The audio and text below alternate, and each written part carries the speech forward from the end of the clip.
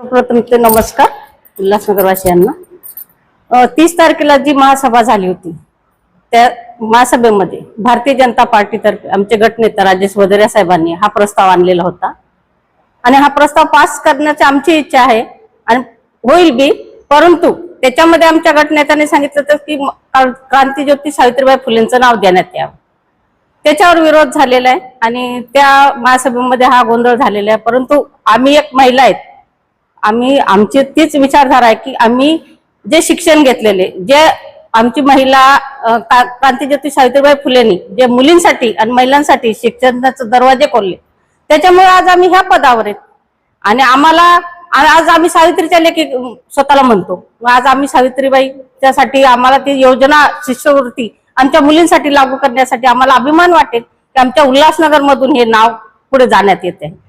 महाराष्ट्राच्या काय पूर्ण देशामध्ये सावित्रीबाई फुलेंचं नाव आहे, महाराष्ट्रातही त्यांचं खूप नाव आहे आणि आज त्यांचं नाव जर उल्हासनगर मधून पुढे जात असेल तर ही गौरव शहरवासियांसाठी होईल की आज आम्ही उल्हासनगर मधून सावित्रीबाई फुले जे यांच्या नावाने ही योजना चालू करत आहे आणि माझी हीच विनंती राहील की या नावाने चालू करण्यात यावे। तुम्ही सत्तेत एकत्र आहात, शिवसेनेबरोबर आहात आणि मग तुमच्यामध्ये हा मतभेद कसा?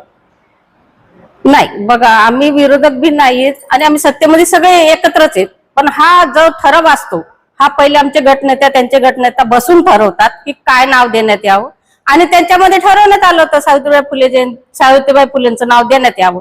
नंतर ऐन वेळेस येऊन त्यांनी ते नाव चेंज केलं आणि दुसरं नाव दिलं तर ते योग्य नाहीये। जेव्हा तो आम्ही युतीत आहे तर आपण एकमेकाचा विचार करून पुढे जावं लागेल। त्या काळामध्ये मुलींना शिक्षणासाठी शिक्षण देणं हे पाप मानलं जात होतं, पण सावित्रीबाई फुलेंनी त्या काळामध्ये मुलींसाठी पहिली शाळा खोलली, म्हणून शिष्यवृत्तीसाठी सावित्रीबाई फुले यांचंच नाव देण्यात यावं ही आमची मागणी आहे।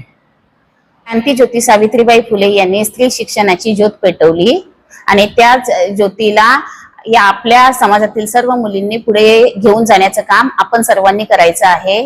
म्हणून आमचा प्रस्ताव असा आहे की या योजनेला क्रांतीज्योती सावित्रीबाई फुले यांचं नाव देण्यात यावं। आमच्या गटनेत्यांचं ही असंच मागणी आहे की या योजनेला सावित्रीबाई फुले यांचं नाव देण्यात यावं। उल्हासनगर शहरातील सर्व मुलींना या योजनेचा चांगल्या प्रतीने लाभ भेटला पाहिजे असा आमचा प्रस्ताव आहे।